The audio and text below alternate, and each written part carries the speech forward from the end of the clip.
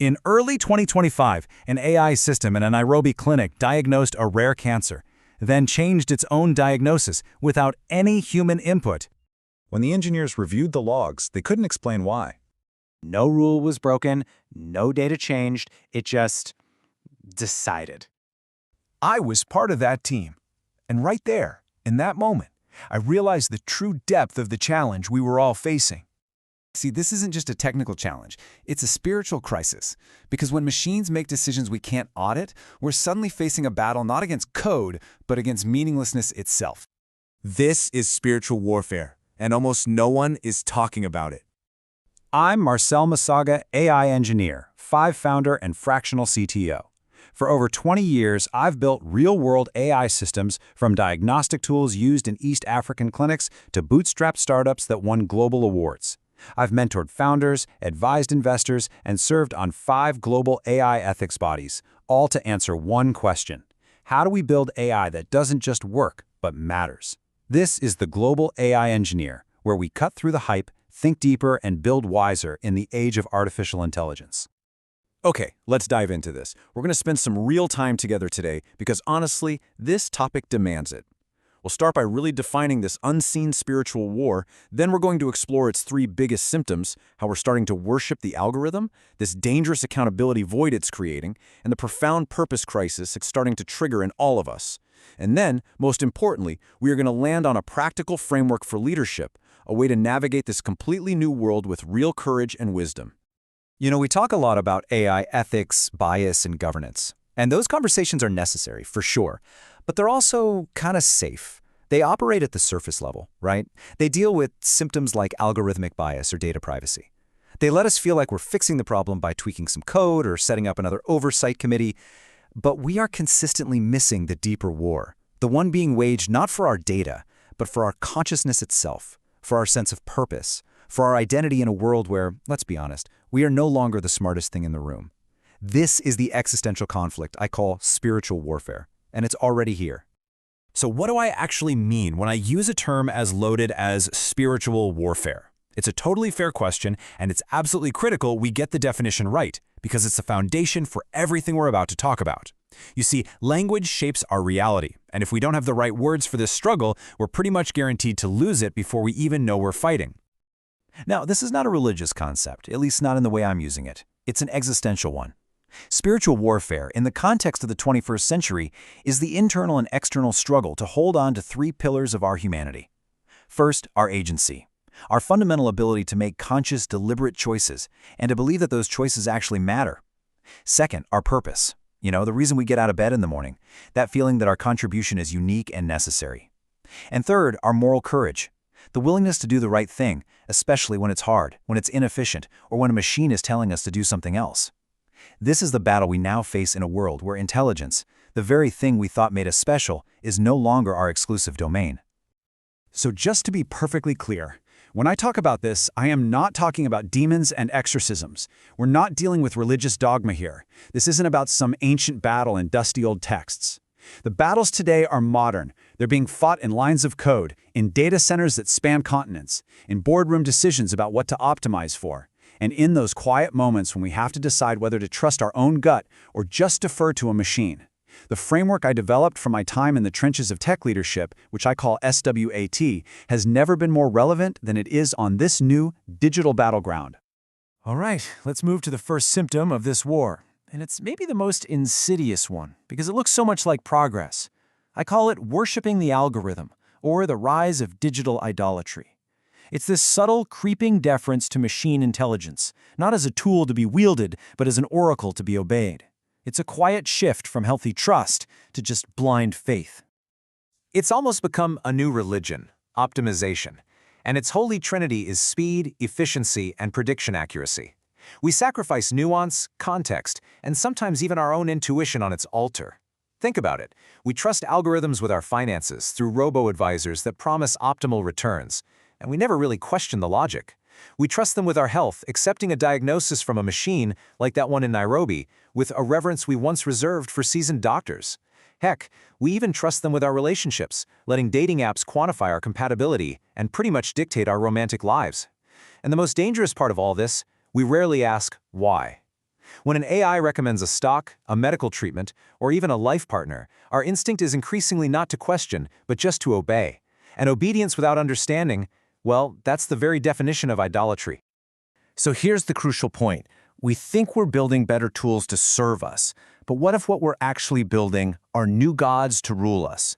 Gods that are silent, incredibly efficient, and operate in ways that are fundamentally unaccountable to us, their human creators. These are gods that don't demand sacrifice in temples. They demand it in the form of our relinquished judgment and our critical thought. This is the essence of digital idolatry, and it is the first front in this spiritual war. And this leads us directly to the second major symptom, the accountability void. When we start to worship the algorithm, we create this space where human responsibility can just disappear. It doesn't vanish in a flash, of course. It's a slow, quiet erosion happening right under our noses in the most critical parts of our society. It's the logical consequence of idolatry. If the machine is the oracle, then the human is just its servant, not responsible for the message. The stakes here are incredibly high, and it's happening everywhere. In finance, trillions of dollars are managed by autonomous trading algorithms. So when a flash crash happens, wiping out billions in value, who's responsible? The programmer? The data provider? The algorithm itself? The answer becomes this hall of mirrors. In our justice system, AI is now used to recommend prison sentences, often based on these opaque patterns that no judge or lawyer can fully interrogate. A person's freedom can literally hang on a statistical correlation they're not even allowed to question. And in defense? Well, the idea of drone swarms that make their own tactical decisions mid-mission, that is no longer science fiction. In every one of these cases, the chain of human accountability is deliberately being blurred or broken entirely. And we've all started to hear this phrase, or some version of it. The system flagged your application. According to our model, you're not eligible. The algorithm decided. This phrase has become the ultimate get-out-of-jail-free card for human responsibility. It's a modern mantra of surrender.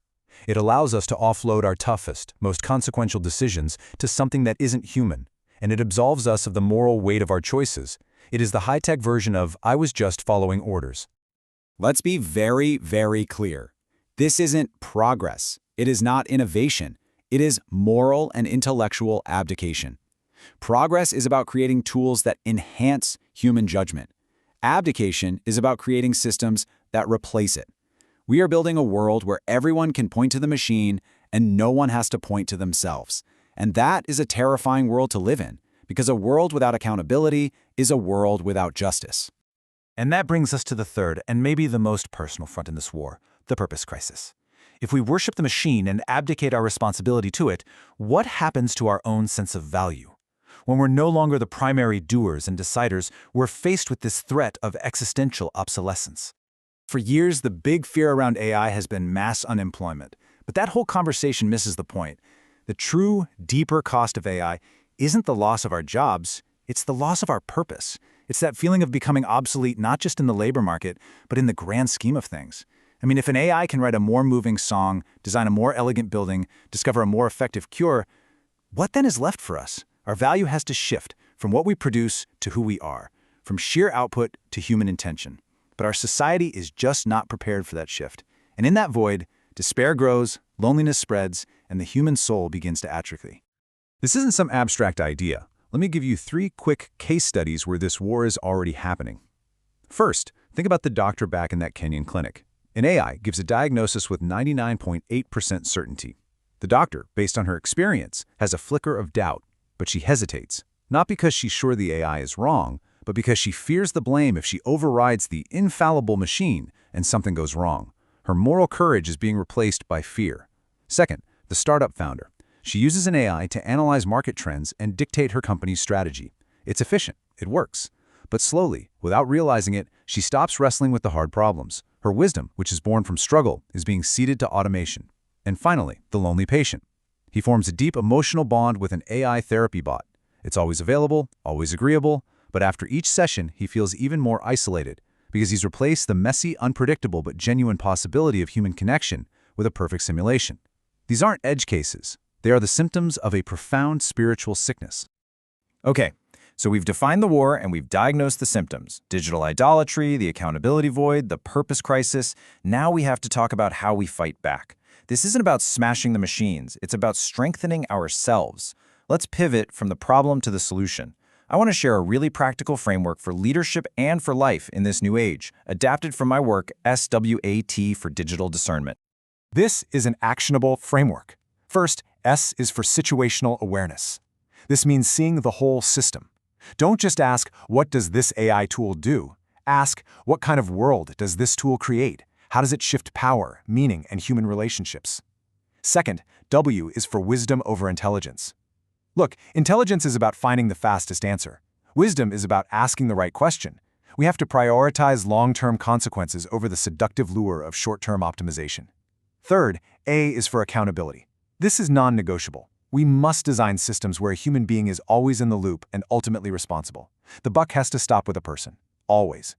Fourth, T is for truth, which in this context means radical transparency. My rule is simple. If you cannot explain how your AI works and why it made a specific decision, you have no business deploying it in a high-stakes environment. Period. And finally, holding all of this up is courage. Courage isn't the fifth step, it's the foundation. It's the moral strength to just say no. To say no to speed, to scale, to profit when the cost is our collective humanity. And let me be clear, this SWA framework isn't mysticism. This is a practical guide for leadership and for integrity. And in the world we're building, it's a manual for survival. Because a society that lacks situational awareness, prizes intelligence over wisdom, diffuses accountability, and operates without transparency, that society will not survive the power it is unleashing. So, the most crucial point to land on is this. AI is not evil. A machine is not our enemy. The real enemy isn't the code. It is a part of ourselves. The enemy is our own tendency to surrender our moral clarity when we're faced with complexity and the promise of efficiency. Unchecked, AI is a powerful amplifier of our worst human traits, our greed, our laziness, our fear. But it can also amplify our best, our creativity, our empathy, our capacity for discovery. The battle, therefore, is not external. It is internal. It's a choice we make every single day in every line of code we write and every app we use. Because the future will not belong to the nation or the company that builds the smartest, fastest AI. It will belong to the people, the communities, and the leaders who have the wisdom and the courage to guard the deepest truths of what it means to be human. This is where places with deep cultural wisdom, like so many nations in Africa, aren't behind in the AI race. They could actually lead the world in digital discernment, teaching all of us how to wield this incredible power without losing our soul. If you found this valuable, do 3 things. 1, hit like below. It tells YouTube this content matters. 2, subscribe and hit the bell, because next week I'm breaking down the one phase 99% of AI startups skip and how to use it to ship faster. 3, watch my latest video, Work and Purpose, from productivity to meaning making. It's already changing how engineers and founders think about AI. I'm Marcel Masaga. Thanks for being part of the global AI engineer. Until next time, think deeper, build wiser, lead with courage.